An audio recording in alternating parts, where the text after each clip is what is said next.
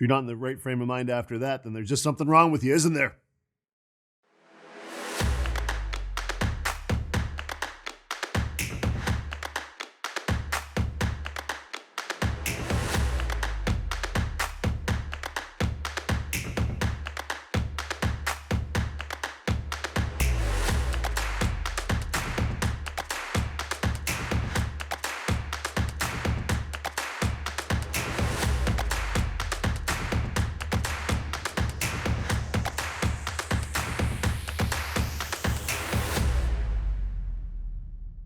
Hey everybody, welcome to PS 231. So in the past few lectures, we've talked about how to extend the basic game theoretic apparatus by adding time to it.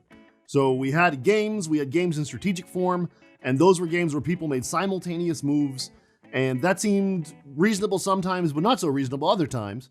And so we added this time structure. We added it through regular extensive form games. We studied that with backward induction. We extended our equilibrium concept to something called subgame perfect equilibrium to account for this idea of credibility. You only respond to those things down the tree that seem like they're going to be actually happening, right? And in that sense, I think the past few weeks have been relatively successful. And I'm very happy to report that I've been doing such a great job. Oh, obviously that's what you needed. I should just do my own ISIS forms, right?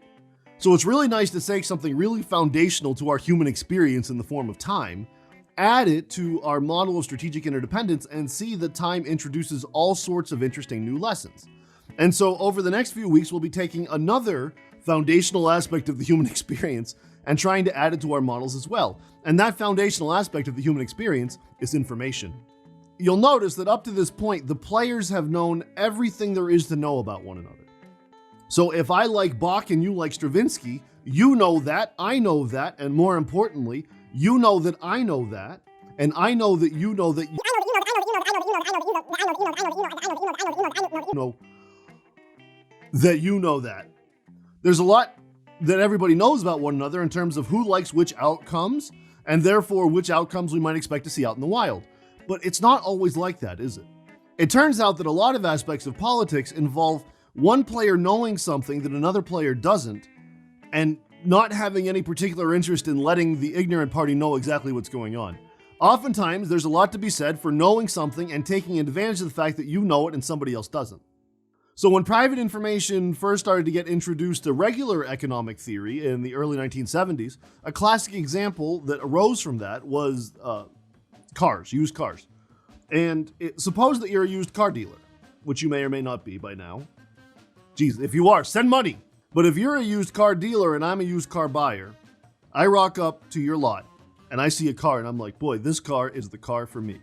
And you walk out, you're out there, you're starting to give me the pitch, you're giving me the spiel about the whole thing. I might kick the tires to see if the car seems sturdy to me, but there's things about the car that you know that I don't. If the car was in a hurricane, if the car was in a flood, if the car was in a crash, you know that and I don't.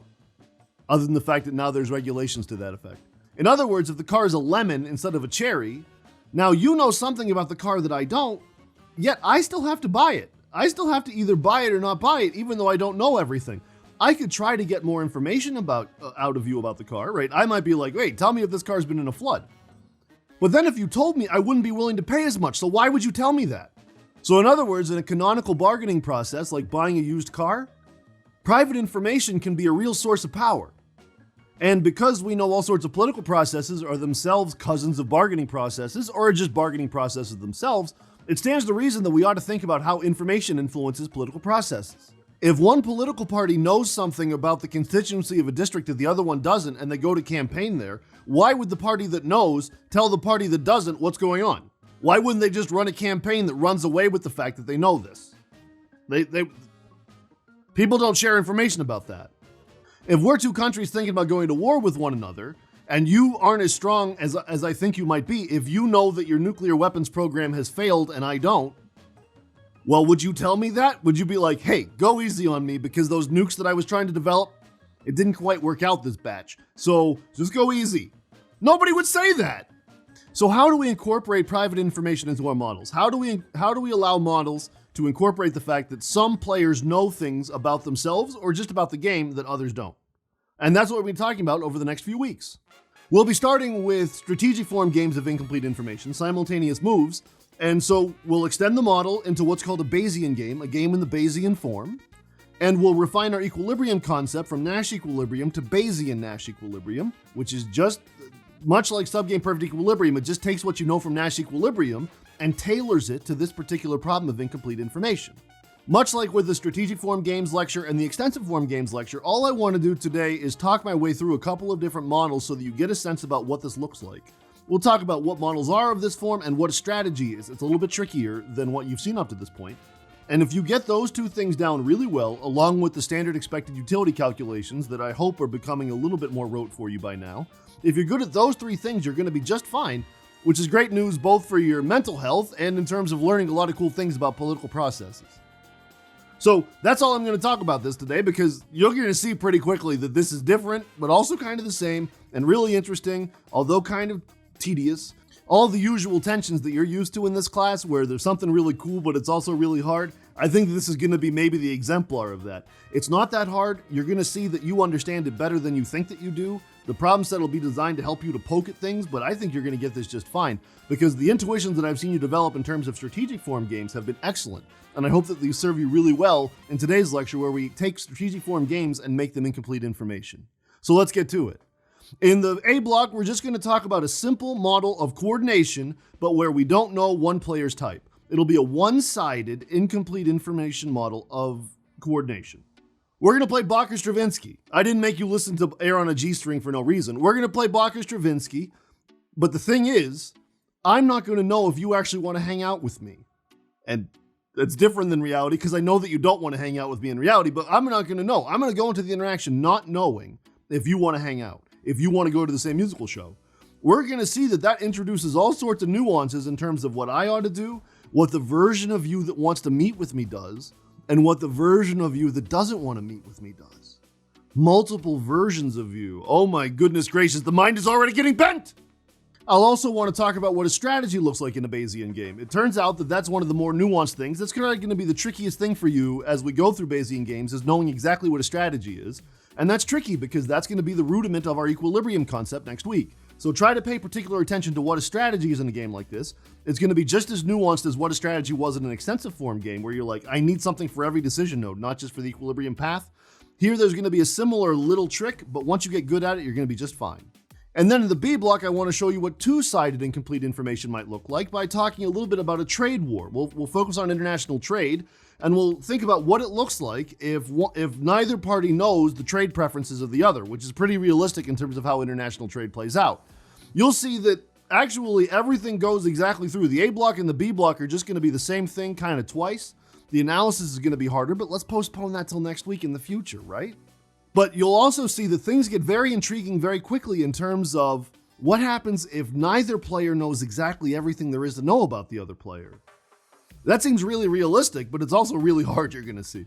And then the C block, just to give you a somewhat more substantive example that's also a little bit more nuanced, maybe we'll do we will do a pivotal politics model, but where the proposer doesn't quite know what kind of voter they're making an offer to.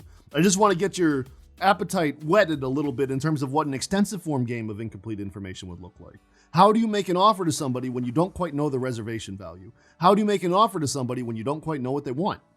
So these three models I'll be showing you, Bach or Stravinsky incomplete information, trade war double incomplete information, and pivotal politics one-sided incomplete information and but time. I hope that that's enough to kind of get your feet wet in terms of what this looks like. You'll see in your other classes that a lot of political scientists think about incomplete information very often, whether they're explicit about it or otherwise. Knowing what type of player you are, that's a powerful force. And if you're in a bargaining process or something like that, it's something that needs to be exploited well. So I hope that you're internalizing this, not just in terms of the political processes, and certainly not just because you're great in the class, but also because anytime you sit down and negotiate, which is going to happen more often than you care to shake a stick at, anytime you sit down and negotiate, you're going to need to know what type of player you are, what type of player you're against, and how best to proceed. So now that I've overpromised that I'm going to change your entire life forever, let's get started.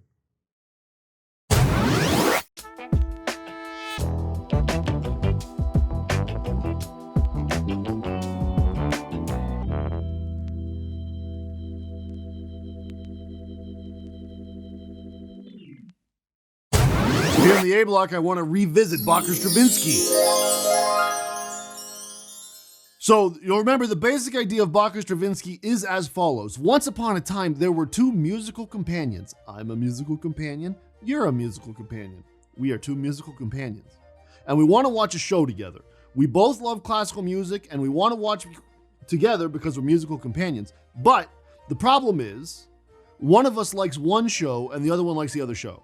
And because we're the sort of musical companions like classical music and therefore are musical companions without cell phones to text, because we're the sort of musical companions that probably have a jitterbug phone, we can't coordinate.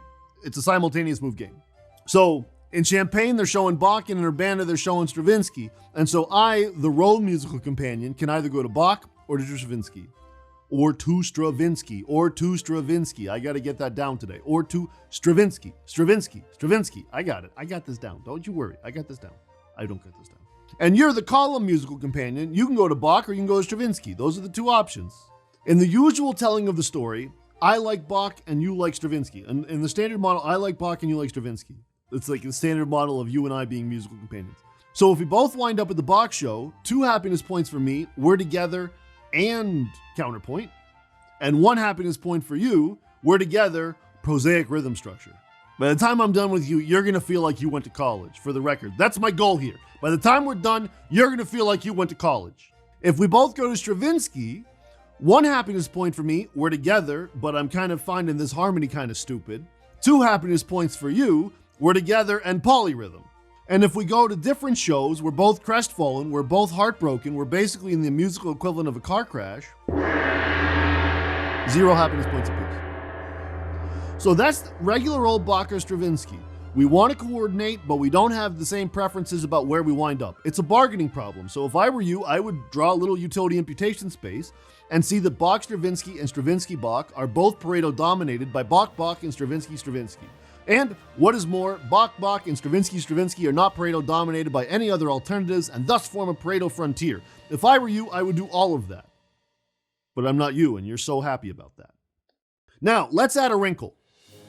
Suppose that there are 2 versions of you, and I don't know which version you are. Suppose that one version of you is indeed a musical companion, proud and true. Suppose that you and I are genuine musical companions who will be together forever and never leave one another. We always want to hang out. We always want to watch music together. We're musical companions for life, right till we die. Or maybe you're not a musical companion. Maybe you're a musical anti-companion. Maybe you hate my guts. And you're like, what does maybe have to do with it, fat man? Maybe you don't want to hang out with me at all. This is what goes through my brain every time I drive to a classical concert with somebody I'm trying to coordinate and can't text with. My paranoia kicks in. Oh my goodness gracious, do they actually want to be musical companions with me? Or are they actually my musical nemesis? Just shut up. You know what? If you're not entertained, take it elsewhere. So how I'm going to encode the idea that maybe you're a musical companion, proud and true, and maybe you're a musical anti-companion, shamed and lying. That isn't right. We'll just go with it. I'm going to say that there's 2 types of you. Types. Types are the formal way that we talk about different kinds. The word that we use is types, but you might as well just say kinds, varieties, or whatever. We're going to say that there's different types of you that have different utilities over the outcomes, and that you know what type you are, and I don't. So you know what's in your head, and I don't. So that's how we're going to model this. And so what I'm going to do is I'm going to zoom out, and I'm going to say, okay, so there's 2 versions of you, and in one world, you're a musical companion, proud and true. Right? I'm going to say that this is one type. This is one world that we could be living in. This is the one where you're a musical companion, proud and true. In this world where you're a musical companion, proud and true, in this world, we will play regular old Bach or Stravinsky as we've played it up to this point. Bach, Bach, 2-1. Stravinsky, Stravinsky, 1-2. Bach, Stravinsky, Stravinsky, Bach, 0-0. Just like before. This is regular old Bach or Stravinsky because you are a regular old musical companion, proud and true. But what we're introducing now is the idea that there might be another world. Another version of the world where you are not a musical companion, you are a musical anti-companion, shameful and lying. Just go with it. You are my musical nemesis, you do not want to hang. You want to hang, you don't want to hang. This happens. This happens. So I'm going to go through this world. This is a game just like the other game. In this game, I, the musical companion proud and true, can go to Bach or Stravinsky. And you, the musical nemesis, can go to Bach or Stravinsky, just like before. And let me fill in my utility numbers first because it's all the same for me. I just want to hang out. I want to hang out at Bach or I want to hang out at Stravinsky. And then I want to then I'm sad after that, right? So 2 happiness points, Bach, 1 happiness point, Stravinsky, 0 happiness points otherwise. For me, the row musical companion, proud and true. That was not planned. This was not planned, and now I'm regretting it because I have to say it every single time. And yet, now here's the idea if you're my musical nemesis, my musical anti-companion, shameful and lying. So what I'm going to say is that if we are both at Bach, 0 happiness points for you because you're like, this guy next to me does not have a good odor. I do not like hanging out with Rob. I'm his musical nemesis. And if it's Stravinsky, 0 happiness points apiece because you're stuck. It's your preferred show, but you're stuck with this person that you hate the guts of. You're like, this is actually the more realistic model. Now, if I go to Bach and you go to Stravinsky, that's what gives you 2 happiness points because now you get to watch Stravinsky without my ass just talking the entire time. Just like, oh my God, who wants a hot dog? Because that's what they have at the Stravinsky show is a hot dog. And if it's Stravinsky for me and Bach for you, 1 happiness point apiece, not apiece, 1 happiness point for you, 0 for me. I'm very sad because we're not together. You're sad because you got to watch Bach, but it's still better than watching anything with me. So I've got 2 worlds. In one world, you want to hang out. You're a musical companion, proud and true. And in the other world, you don't want to hang out. You just don't want to hang out here. You're trying to avoid me. You're a coordinator, you're an avoider. I should have said that from the beginning. If I had said that from the beginning, I wanted to say proud and true, which apparently is a voice crack thing. So the underlying idea here is that you know which type you are. You know which world we're in. So in order for me to capture that, I'm going to draw a little circle around the games in your color so that this idea, this drawing, which is getting me a little bit of a workout, this drawing helps me to convey to you that you can tell these 2 worlds apart. You know the world where you're an avoider, you know the world where you're a coordinator, proud and true. And I don't. I'm going to draw one big loop in my color around the whole thing because I don't know which world we're in. I don't know if you actually want to hang out or not. I don't know that. All that I have to begin with in this rectangle are probabilistic expectations. And just to keep the model straightforward for now, let's say that I think that the probability that you are a musical companion, proud and true, is 1/2, and the probability that I think that you are a musical anti-companion, shameful and lying, is 1/2. So I think you're here half of the time and here half of the time. That's called a prior belief. That's called a prior probability, my prior belief about you. You'll see why it's called prior when we get to extensive form versions. So what I'm saying is there's 2 types of you and 1 type of me. And you know which type you are and I don't. And you know which type I am because there's just the 1 type of me, the musical companion, proud and true. So when I say to you, in a strategic sense, in the context of a model, in the context of a game theoretic model where there's strategies and utilities and everything, what does it mean for you to know what type you are and me not? What does that mean? Well, when I say that somebody knows their type, what that means is they can condition what they choose to do on which version they are. So what I'm saying to you in effect is the version of you that wants to meet can play one strategy, and the version of you that wants to avoid can play another. You're going to play one strategy here and another strategy here. They might be the same strategy, but you're going to play 2 different strategies. The avoider type of you gets to play a strategy, and the coordinator version of you gets to play a strategy. You get to choose different strategies based on which type of you are, and I don't. Because I don't know which world we're in, I have only probabilistic expectations about whether you're a musical companion, proud and true, or a musical avoider, a musical anti-companion, shameful and lying. Oh my God, I hate myself. And you're like, you're not the only one. So because I don't know that, I make one and only one choice. When I draw these rounded rectangles, I'm essentially drawing information sets. And in fact, I'm not essentially drawing information sets. I'm drawing information sets. You get to know something that I don't. You know which node you're at, and I don't. Okay?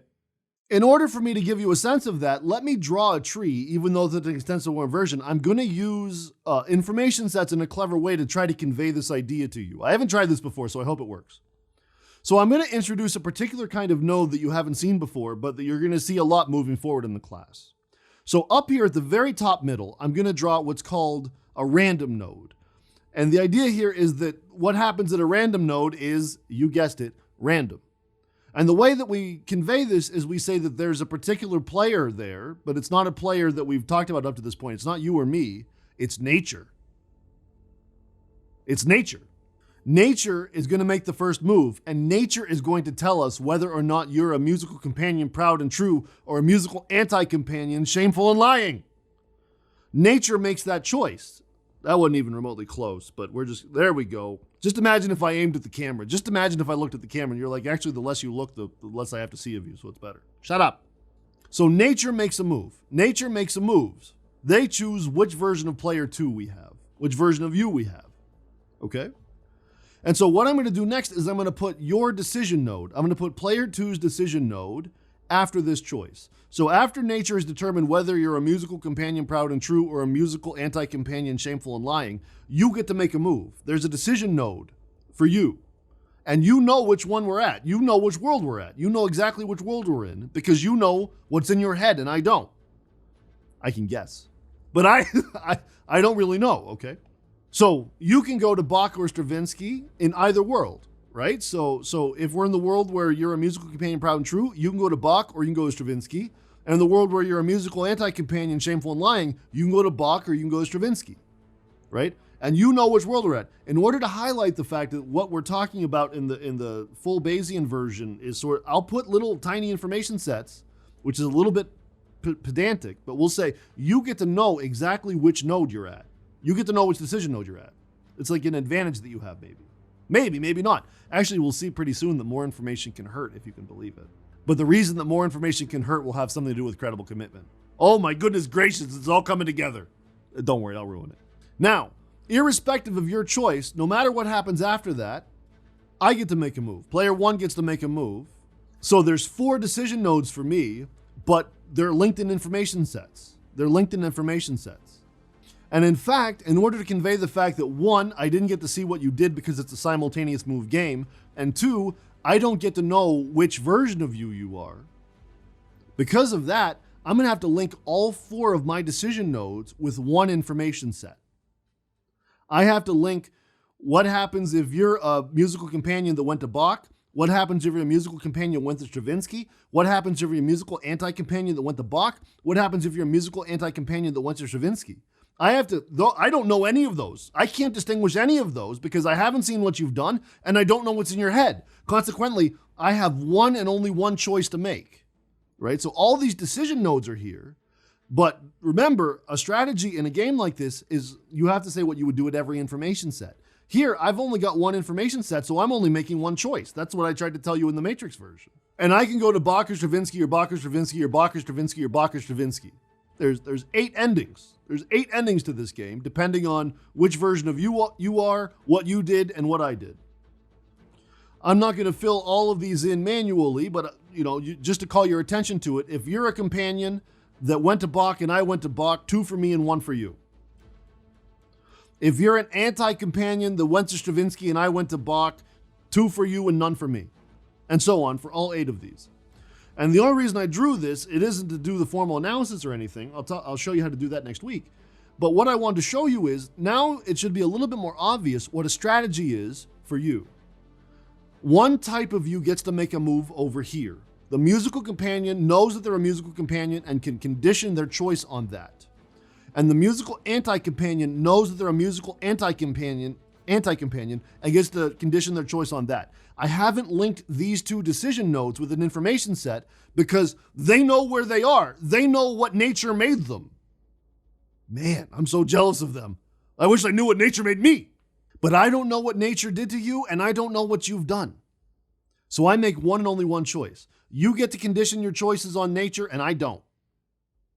Okay? That's the idea here. When I say a strategy is 1 move per type, that's what I mean. So let's go back to the Matrix version. And I'm just going to show you how I tend to do this in these drawings because you're going to see it pretty often. So in a model like this, for these rectangles, I'll try to draw A strategy covering different versions of the game parallel with the type space. You'll see what I mean here in a second. Let's say, for example, just so you can visualize this, let's say that the version of you that's a musical companion proud and true went to Bach. And the musical anti-companion shameful and lying version of you went to Stravinsky. So what I'll do is I'll put a rectangle that's parallel with your information that way, and I'll put a rectangle that's parallel with your information that way. Okay? That's your strategy. You get to choose what you did, and you can lock those. Because now what I'm saying is hold everybody fixed, but it's going to be hold every type of everybody fixed. You'll see what I mean as we go. But the point that will drive this home is I make one and only one choice. I can either choose to go to Bach, in which case I draw one giant rectangle over the entire Bach row, transversing the two games because I don't know which one we're playing. Or I can do the Stravinsky row, just the same thing. I make one and only one choice. All right? A strategy is a function that reads in what type you are and spits out what you'd like to do. That's it. It reads in what type you are and it spits out what you'd like to do. That's what a strategy is. So in this one, the one type of me, the musical companion type of me, chose Bach. The type of you that is a musical companion chose Bach. And the type of you that is not a musical companion, that's a musical anti-companion, went to Stravinsky. But there's some intrigue there. What will the different types of you do? Maybe make some guesses. You have a week. Sketch out some guesses. Think that through. If you were the meter, what would you do? If you were the avoider, what would you do? And you're like, I'm actually just pretty sure I'm the avoider. Shut up! But it's probably true. So that's a Bayesian game, and that's a strategy in a Bayesian game. What I want to do now is ratchet up the intensity by thinking about two-sided incomplete information. We'll talk about trade wars over in the B block. See you there.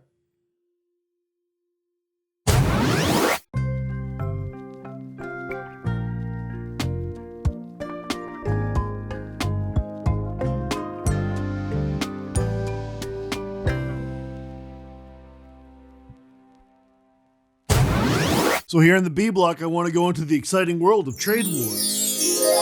Oh, don't even act like it's not exciting. It's really exciting. Look how long I'm holding this pose. That's how excited you should be about a trade war. I'm never going to let these hands come down.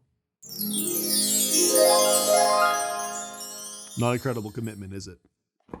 What I want to do with the trade war is talk to you about different kinds of preferences that countries might have about what kind of tariff policies to set. So before I get going into different types and everything like that, let me just tell you what the game will look like in all four of the possible worlds that we're going to be talking about. So the basic idea is that I'm a country, you're a country, we are two countries. Maybe we're the trade representatives for our two countries.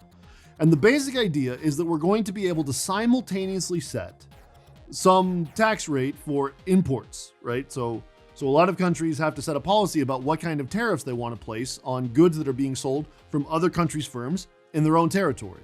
And it turns out that a lot of companies within the home country aren't super enthused about what happens if there's all sorts of new competition from foreign companies, right? I'm going to gloss over a lot of the really important details, theoretical, empirical, and otherwise, about international trade, and I'm going to encourage you to take a course on international political economy if you're interested in it. But I think that we'll be able to get a lot of the raw foundations of something like this down, even if not every word resonates with you because you've seen it in substantive classes before. So I'm going to be row country and you can be column country. And so I can either tax or not tax. I can put up a tariff. I can say things coming into my border have to pay an extra tax, or I can not do that. I can say free and open trade. And you can do the same. You can either tax or not tax. You can tax the goods coming into your country. And so we have four outcomes. There's the outcome where we both tax one another. There's the one where neither of us taxes one another. And then there's these asymmetric outcomes. So let's talk about the type space first and foremost. I'm going to say that I can be one of two types and you can be one of two types. Oh my God. Look at this. Now we've got games with, like, it was like cooperate or defect. And now it's like, what kind of you? And then inside of each, there's going to be a game. Whew. So I'm going to say that there's two types of me and two types of you. One type of me is liberal. And I mean this in the little L sense, not in the capital L sense. When I say liberal, I'm gonna mean there's a preference for free trade over protectionism. You'll see what I mean once we put the utility numbers in. What makes a liberal is going to be what goes into the utility numbers. Alternatively, I might be a mercantilist. Mercantilists on the balance are going to prefer protectionist policies. Similarly, you can be a liberal or you can be a mercantilist. And just to get you some familiarity with the fact that this is an outside parameter, we'll say that I'm a liberal with probability alpha 1, and therefore a mercantilist with probability 1 minus alpha 1. And we'll say that you are a liberal with probability alpha 2, and you're a mercantilist with probability 1 minus alpha 2. So alpha tells us how likely it is that the other player is a liberal. So now we've got two types of me, two types of you. I get to condition what I do on my type, but not on yours. You get to condition what you do on your type, but not on mine. Let's see how it plays out. In each of the four possible worlds that we've come up with, I will put a matrix to represent the game that we just discussed in terms of both players can tax or not tax. In order to make things somewhat straightforward, let's say that for every type of every player, let's say that no matter what type you are and no matter what type I am, we'll say that if we both tax one another, that's going to be worth 2 happiness points apiece. Tax in liberal is 2-2. Tax in mercantilist is 2-2. Tax in mercantilist liberal is 2-2. Tax in liberal mercantilist is 2-2. Okay? So no matter what happens, if we both tax, that's going to be 2 happiness points apiece. There's another thing that's going to be common in all 4 possible outcomes. What I'm going to say is that if I don't tax, if I favor free trade and then you tax, and so you flood my market and I can't get my goods into your market, we're going to say it's 1 happiness point to get the shit end of the stick no matter what. If you wind up with the shit end of the stick, then you get 1 happiness point. So in other words, in the world, if we're both liberals and I tax and you don't tax, that's 1 happiness point for you. In the world where we're both mercantilist, if you tax and I don't, 1 happiness point. That's going to be everywhere. So I'm just going to put all the 1s in. So I put in 2s and I put in 1s. The 2s and the 1s are the same across all 4 possible worlds. God, there's 4 possible worlds depending on what type we are. And it's just on the stupid screen. I mean, I know it's 4K, but still, it's just a stupid screen with just a bunch of numbers. But we're conveying a lot of information. So here's the key stylized fact is the following. In this model, in the model I'm drawing, what makes a liberal is that they prefer the world where there's no taxes at all to the world where they tax and their opponent doesn't. So they would rather have free trade than they would flood somebody else's market asymmetrically. They prefer the world where there's free and unfettered trade. That's sort of a hallmark of little L liberalism. They prefer that to the world where they kind of screw the other person over. So just for example, if we're in the world where we're both liberals, and if it's no tax, then that's 4 happiness points apiece. If it's tax, no tax, so I tax you, I win and you lose in a sense, only 3 happiness points from me to your 1. And if you tax and I don't, 3 happiness points for you to my 1. Right? So it's 2-2 if we both tax, 4-4 if neither of us taxes, and then 3-1 and 1-3 depending on who the winner and the loser is. You'll notice that this game has 2 pure strategy equilibria. If we knew that we were both liberals, then we would be able to say, you can either play tax or no tax, because this is a stag hunt. This is essentially a stag hunt. Just to tell the bleaker version of the story, let's go to the world where we're both mercantilists. So if we're both mercantilists, and then neither of us taxes, that's going to be 3 happiness points apiece. 3 happiness points, no tax. And then if I screw you over, if I tax and you don't, 4 happiness points for me. And same for you. If you tax and I don't, 4 happiness points for you. This is exactly a prisoner's dilemma. Right there. If we knew that we were both mercantilists, this game would have a unique Nash equilibrium where we both tax. We both defect by taxing. We both defect by putting up a tariff. Now, in the worlds where one of us is a mercantilist and one of us is a liberal, it's just going to be that the 4s and the 3s get a little bit mixed up. So if I'm a liberal and you're a mercantilist, then if neither of us taxes, I get 4 and you get 3. If I tax and you don't, 3 for me. And if you tax and I don't, 4 for you, right? So if you're a mercantilist, you prefer screwing me over to free trade. And if I'm a liberal, I prefer free trade to screwing you over. And the same is going to be in reverse if I'm a mercantilist and you're a liberal.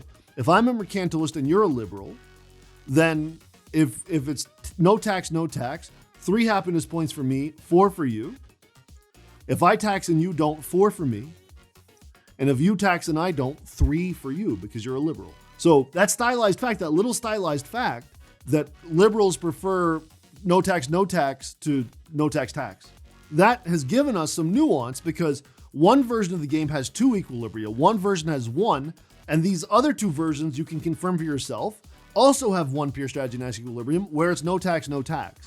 So an interesting question is, does the two-sided incomplete information of this incentivize anything good or bad? Disincentivize anything good or bad? Now, just to drive home the strategy point, let me show you what a strategy looks like in a model like this, and let's just do the intuitive one. Let's suppose that the liberal version of me doesn't tax and the mercantilist version of me taxes. And let's suppose the same for you. Then what you can do is in the world where I'm a liberal, you can draw one rectangle around the no tax. Remember, I don't get to choose this way. I only get to choose this way. I have no power this way and all power this way. And if you think I'm not going to go 8-bit bad guy for this, then there's something wrong with you. We haven't learned much about one another. We have incomplete information because I happen to be an 8-bit bad guy lover. And then if the mercantilist is taxing, then I can just put one rectangle around that tax. I wish I got to know which of these worlds we're in, but all I can do is choose one rectangle wide-wise. I know which wide rectangle I'm in, but not which narrow rectangle I'm in. So I choose one strategy per type of me, and you choose one strategy per type of you. The liberal version of you, I'll just draw one rectangle around the no tax option, and I'll draw another rectangle around the tax option for the mercantilist. So another interesting question is, before we get to the analysis, do you think that there will be an equilibrium of this game? Do you think it will be happy? Do you think it will be sad? Or do you think that there will be one equilibrium that's happy and another that's sad, or one equilibrium that's sometimes happy and another one that's sometimes sad, or something like that? Look this through, think it through. This is an important matter of policy. It seems like it's an important matter of policy like only around election time, but this comes up all the time. The way that preferences influence who gets what, which is sort of a Pareto thing, the way that we determine who gets what in something like this depends an awful lot on the continual maintenance of types. So this is a trade war. There's a lot more to it than that, but this is already enough to bite off, right? You'll see next week that the analysis is also pretty nuanced. That said, we've got a little bit more incomplete information to talk about. So over in the C block, we'll talk about what it would look like to make an offer to somebody who you don't quite know everything about. See you there.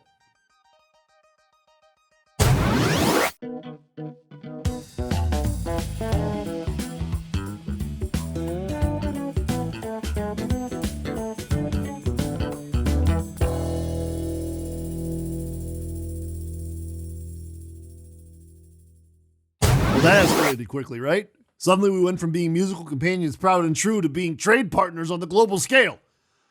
Isn't it amazing just how much different ground we can cover with this stupid apparatus? It can be something like how to make a choice with your friend about which show to go to, or it can be sort of, hey, set a tariff policy that's going to influence trade across your country and others for some important amount of time.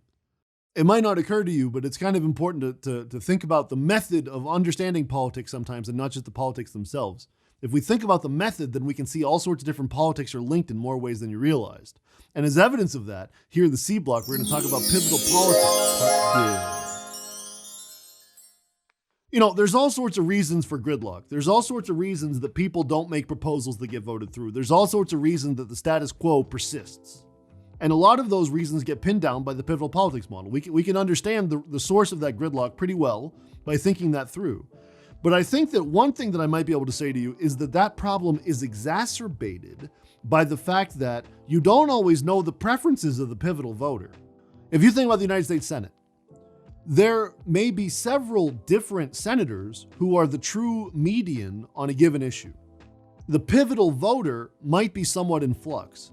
And I'm not going to talk about what happens if it's one voter or what happens if it's another. What I'm going to say instead is what happens if you didn't know the ideal point of the voter that you're trying to make an offer to. If you're a proposer and you don't know what kind of pivotal voter you're making an offer to, then don't you think that your offer is going to look pretty messy? Don't you think that you might get shut down some of the time? In the equilibria that we've studied up to this point, the proposer makes an acceptable offer. There is no gridlock in equilibrium because the proposer either gets to set their own ideal point or they find just the right point, the very best thing from their perspective that's acceptable. They make an acceptable offer no matter what. The subgame perfect equilibria of complete informational pivotal politics is always to have some acceptable offer made. There's always acceptance, there's never gridlock. But what would happen if you didn't quite know who you were making an offer to? So in order to encode that, let me show you what that might look like. So per usual in the pivotal politics model, we begin with the policy space, that's the real line. Right, so here's very far left policies, here's very far right policies, here's intermediate policies. Let me just review the complete information version of the model, just so you have a reference point. So the idea here is that there's a status quo policy, which I'm going to put pretty far on the left just to keep it in line with what we've talked about at this point. It could be a conservative status quo if you wanted to. I mean, this is all, one side or the other doesn't really matter for the purposes of the model. I know it matters to you, many of you, but for the purposes of the model, for the purposes of the substantive flavor of the results, it doesn't really matter what side we're on. So we'll say the status quo is pretty far to the left, and we'll say that the proposer is pretty far to the right. And for the complete information version of the model, we'll say that the voter, there's a single kind of voter, and they're pretty intermediate. What do I mean by that? Well, I'll equip both the voter and the proposer with absolute value utility so that we have the usual sort of little triangles coming down. Their favorite policy is exactly their ideal point. So x hat v and x hat p, they'd like to be at their ideal point. That gives them 0 happiness points. And as we get further and further away from the ideal point, we get more and more negative utility. So they want their ideal point, and they get sadder as you get further.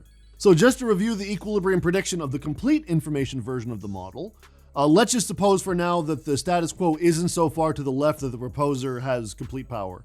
We'll say that sort of there's an intermediate status quo. So you'll remember that what winds up happening is that the pivotal voter will accept anything between Q and 2 x hat V minus Q, right? So they come up with an acceptance region. And in particular, they accept the offer 2 x hat V minus Q. They are acceptors when indifferent. Otherwise, we have an unclimbable mountain. And then the proposer knows this, and they make the offer 2 x hat V minus Q, which is accepted. So they wind up getting acceptable offer. We don't see any gridlock. You'll notice that x hat V, which is known in the complete information version of the model, plays a key role in which offer to make, right? If you knew the pivotal voter's ideal point perfectly, you use that along with the status quo to figure out what the right offer ought to be. You need to know x hat V. You need to know the pivotal voter's ideal point. So what if you didn't? What if you didn't know? What if you didn't know what kind of pivotal voter you're up against? What if there were 2 different types of pivotal voter, one a little bit to the left of the other? What if there was an x hat V sub L for the left version, the left type of the pivotal voter, and x hat V R for the right leaning version? What if that was the case? What if you didn't quite know? What if you, the proposer, thought that you were up against the left version of the pivotal voter with probability alpha and against the right version of the pivotal voter with probability 1 minus alpha? What if that's where you were? What if you didn't know who you were making an offer to, but you still want to go to the right as much as you can if you're the proposer? But you don't quite know what you're going to be able to get away with because that alpha, the fact that you don't know if you're up against the left version or the right version, means that you don't quite know which offer to make. What do I mean by that? Well, we're not going to do the full analysis, but let's just think about the acceptance regions. So the left version of the pivotal voter will wind up accepting anything between Q and 2 x hat V L minus Q. And the right version of the pivotal voter will accept anything between Q and 2 x hat V R minus Q, which means that the right most acceptable offer depends. With probability alpha, the right most acceptable offer is 2 x hat V L minus Q, the right most acceptable offer for the left version of the pivotal voter. And with probability 1 minus alpha, it's 2 x hat V R minus Q, the right most acceptable offer for the right version of the pivotal voter. Notice that that is to the right. Because x hat VR is strictly greater than x hat VL, we know that the right voter will accept they will accept offers further to the right. They have a bigger bandwidth because the status quo is worse for them than is the status quo for the left version of the pivotal voter as we've drawn this model up. So alpha % of the time, You're up against the left one who you probably don't want to make an offer to because that's further from you. And with probability 1 minus alpha, you're up against the right one who you could make a better offer to and get it accepted if you're the proposer. So an interesting question is, what will the proposal be? Notice that if the proposal is 2x hat VL minus Q, if you make the best acceptable offer to the left candidate, if you make the best offer in the bad case scenario, it gets accepted all the time, right? The left version accepts it, the right version accepts it. Remember, they get to choose two different reasons. That's the whole point. The left version accepts, the right version accepts. So you could lock in. So in other words, you, the proposer, could lock in the utility that you get for proposing 2x hat VL minus Q. You could lock that in if you wanted to, but wouldn't you feel a little bit of regret because you know with probability 1 minus alpha, you could have made a better offer and get it accepted. Intrigue. Which offer do you make depends on who you're up against. What offer should you make? Are you going to get rejected some of the time? You might get rejected some of the time. We might see gridlock now, not because gridlock is fun or people got nasty or the ideologies are really far apart, but rather because you don't know who you're bargaining with. You don't know everything about who you're bargaining with. You don't know what's in their head. If you did, bargaining would be so easy. Bargaining is easy if you know what the person wants. But nobody walks around saying, oh, just so you know, I will sell you this car for $10,000, but not for $9,000. Nobody says that. Nobody says that. Nobody tells you. Nobody tells you that. And if they do, there's no reason to believe them. We'll talk about that in a few weeks. So in this policy space, the bargaining that has gone so well up to this point, the legislative bargaining that has gone really well, that might break down, not because of polarization and not because of anything psychological, but rather because you just don't always know what the person that you're making offers to really wants. There's some intrigue. There's another cliffhanger. One thing I love about the Just Show You the Models version is we got cliffhangers. We got cliffhangers for our musical companions. We got cliffhangers for the trade war. We got cliffhangers in Congress. We got cliffhangers everywhere. So if you were thinking about dropping here in week 12, first of all, I don't think that's possible. Second of all, you could informally drop and just quit. But if you quit right now, then God, we're so close. We're so close. We're so close. We're about to get to one of the punchlines. You just have to wait a week.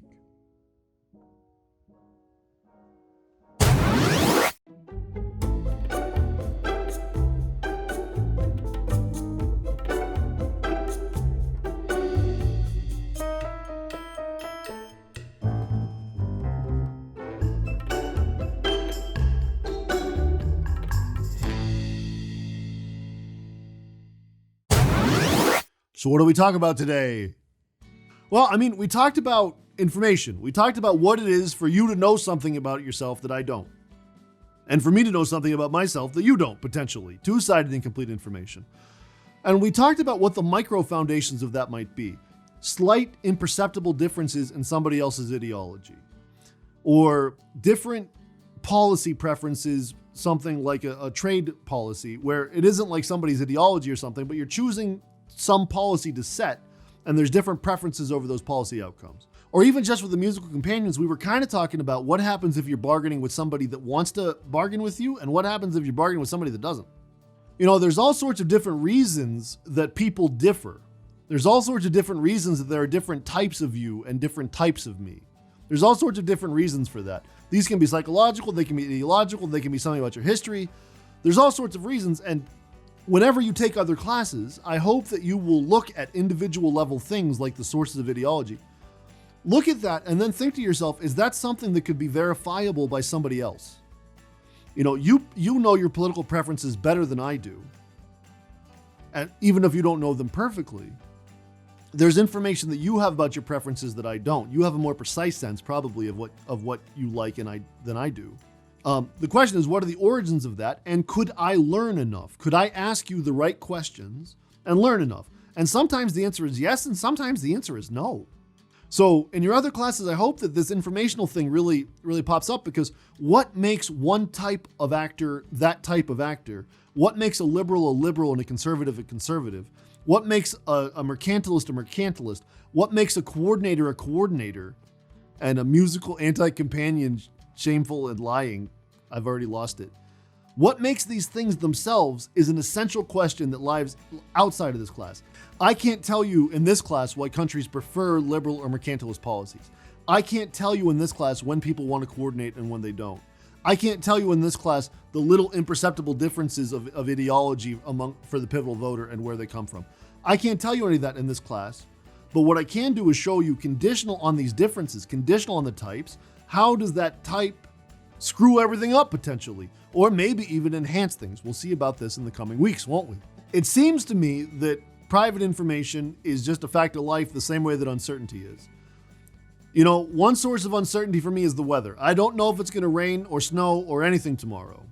There's all sorts of different things that are uncertain about, like the world that's outside of us. In as much as something like that we know to exist or whatever. The world outside of us, the things that are truly exogenous to us, create uncertainty for aleatory reasons or all the sort of things that we talked about back in like week 3 or week 4 or whatever. Or there might be strategic uncertainty because you're mixing, although I'd like to try to avoid mixing in the context of incomplete information model. You'll see one next week and I'm already sorry about it. Not sorry enough not to do it, but just still kind of sorry. But what type of you are is another source of uncertainty in my life, right? I don't know which of you are hard workers and which of you are slackers. I don't know which of you are game theory aficionados and which of you are not. I don't know which of you are Illini fans and which of you aren't. I don't know which of you will laugh at certain jokes and others, and which of you won't. Although with some jokes, it doesn't matter what type you are, you just don't laugh. That's just a matter of good taste, though. This source of uncertainty in my life and yours is a really foundational aspect to who we are and what life is like for us, right? And to be honest with you, if you got to know everything about everybody else, life wouldn't be that much fun. I think it's fun that we don't get to know things about everybody else, even though we'll see that it's a source of political tension too. But it turns out that our robots are going to look at information a little bit differently than I am right now. They might not wax quite so poetic about private information. They might not wax so poetic about the sources of uncertainty or the whimsical approach that somebody might take to it. The robots in our models have a very particular way that they've got to think through information. And it's with our robots in mind, and actually with an attempt to empathize with our robots in mind, that I'd like to conclude with a provocative thought. You know, up to this point, we've talked a little bit about what rationality is. We've talked about complete and transitive preferences. We've talked about independence and continuity when we talk about rationality over uncertain outcomes, the von Neumann and Morgenstern axioms. We've talked about all sorts of different aspects of rationality. The wanting, the liking, the choosing. Hell, we did choice correspondences. That was a nightmare. But it turns out that what we've talked about up to this point isn't everything that you need to know about what rationality is as we get to these more advanced topics. Base rational choice doesn't include any incomplete information. Base rational choice doesn't include any prior beliefs. It doesn't include any chance to update your beliefs. It doesn't include an opportunity to learn. It's just Coke, Pepsi, Sprite, Dr. Pepper, pick one. So here's an interesting thing about the sort of decision theory that lives underneath game theory. It's actually called Bayesian decision theory, where we're now getting close enough to the core of what we're talking about that you're going to start to see like the foundations really start to come out. So deep in the foundations of Bayesian decision theory, there's a really interesting aspect of rationality that I'll land on for a little bit. So just to tap into this, let's say that you and I had to predict whether or not it's going to rain tomorrow. Is it going to rain tomorrow? Now, it could be that I'm a meteorologist with all sorts of private information. Maybe I've got some fancy devices that I've been using to measure all sorts of different things out in the atmosphere. Or heck, maybe I'm just equipped with a little bit more language, a couple more concepts that allow me to talk meaningfully about weather in a way that you can't. Maybe I'm a meteorologist with all sorts of private information and indeed with private skills. And maybe you're just some hack that only watches the Weather Channel when there's an imminent storm coming your way, and you don't know that much about the weather. So if that's the case, then if somebody's asked us, hey, is it going to rain tomorrow or not? It sounds reasonable that I would assign different probabilities to rain or snow than you would. I know more than you do. I have private information. There's things I know about the weather that you just don't. Because of my fancy detection devices, because I put some balloon in the atmosphere, because I've got some little thing checking to see how fast the wind is going, because of all that, there's things I know that you don't. I have data that you don't. And so it stands to reason that my judgments about whether there will be rain or snow tomorrow might not be better, but they will be different than yours. You might just toss a coin and say it's a 50-50 proposition. I'm like, well, I had to open up a computer and do some statistics, and I'll tell you that it's a 52-48. Now, here's the interesting thing I'd like to land on. Suppose that I wasn't a meteorologist. Suppose that you and I were both hacks that only watch the Weather Channel whenever there's an imminent storm. Suppose that neither of us has any special information about the weather. Suppose we have the same exact data. We have one window and we can look out that window and see if it looks to us like it's going to rain or not. So suppose that there isn't private information. The idea here is if you and I are rational actors and we have the same exact data available to us, so there's no private information, then we have to come to the same judgment. We have to land at the same point. If you say it's 50-50, then I have to as well. Because we have the same data and we're animated by the same behavioral hypothesis. So how is it possible that you and I know the same thing and we're animated by the same behavioral hypothesis, and yet one of you says 52-48 and the other one says 50-50? The terminology for this is that we're not allowed to agree to disagree. If you and I have the same data, we must come to the same judgments. Now, this is actually a really important point to land on. So the rain thing seems a bit trivial, but it's actually a reasonable way to animate things. Suppose that if it rains, then I win the war, and if it doesn't rain, then you win the war. There's all sorts of different things that can be animated like their rain. And if you're thinking to yourself, well, sometimes when countries start wars, and one of them thinks that they're strong, and the other one thinks that they're strong, if you think that your probability of victory is high, and I think that my probability of victory is high, we couldn't agree to disagree about that. We couldn't agree to disagree about the rain. We can't agree to disagree about who's going to win the war. If we have the same data, we must arrive at the same judgment. Now, part of this leans on a particular interpretation of probability that's been underneath the von Neumann and Morgenstern apparatus. One reason that we can't agree to disagree is that the probabilities that we're trying to land on that inform the lotteries that we take expected utilities over, all of that depends on those probabilities being objective, correct probabilities. If I toss a coin, I know the objective correct probability that it will come up heads. If I look at outside, I know the objective correct probability that it's going to rain. If I'm starting a war, I know the objective and correct probability that I'm going to win it. But we know the probability isn't such an objective thing, it's subjective. The problem is modeling that way is a complete nightmare, and so we live in the world where people can't agree to disagree. I would need more axioms. I would have to go beyond the von Neumann and Morgenstern axioms, and I'd have to deal with the theory that it gives me complete fits, much less try to teach it to an undergrad. So in the world that you and I are capable of living in, where I can teach you things that don't give me fits, and you can actually learn some meaningful proportion of them, and you're like, yeah, that's cute. You're learning more than you think. Shut up. So in that world, if that's the situation, then we have to go on this weird thing that people can't agree to disagree. The robots in our lives can't agree to disagree. If they have the same data, they must come to the same judgment. What this leaves is some space for the role of private information in informing divergent judgments. Maybe you know about your nuclear program and I don't, or I know about my nuclear program and you don't. Maybe I know my trade preferences and you don't. All of these little I know and you don't, all of these little situations provide ample opportunity for divergent judgments. But what it requires is a more substantive conversation. It's not enough for us to say, I think the probability that I will win is high, and you think the probability that you will win is high, and therefore we have mutual optimism, we have divergent probabilities of victory. That's insufficient. That's not enough for us to just say, I think I'm going to win and you think you're going to win. That's not enough. Because in a world where the people can't agree to disagree, we have to say, why would they not agree? Why would they come to different judgments about their likelihood of victory? What is the difference in their data? What is the private information? And that's the source of a lot of great, meaningful conversation in politics. That's the source of a lot of good political science. A lot of interesting fables about how political processes play out begin with, and here's something that one player knows and the other one doesn't. And that's not interesting in its own right, although it's kind of interesting about what the origins of such divergences in information would be. It's also interesting because it informs what judgments we come to and thus create all sorts of new possibilities for what will happen in our enhanced equilibria. This is one reason that I say it's really quite fun to not quite know everything. It's really fun to not quite know because then you have to kind of go through this probative, probabilistic world that I feel like we live in, where you're always trying to poke and learn, but it's so that you can try to put that new data into something to try to get to a better understanding of things. But you're never going to get all the way, because if you did, then you would be able to verify everything in somebody else's head. And more boringly, you'd come to the same judgments as they would about everything.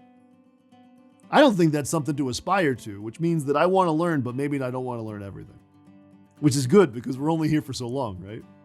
There's good senior theses to be written about why one player gets to know something and another one doesn't.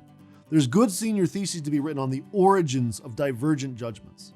There's good senior theses to be written about how these divergent judgments screw up policymaking at the little level of trying to pick a concert and at the high level of trying to choose a trade policy.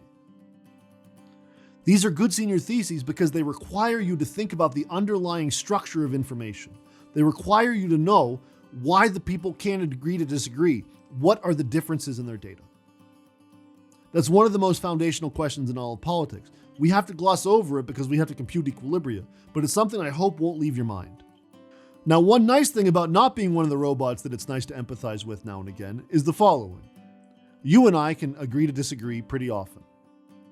I'm not going to land on this too long, but I think that disagreement is an important part of our lives. And even if we can't agree to disagree when we're rationalists talking about how to turn data into judgments, we can agree to disagree on all sorts of other things.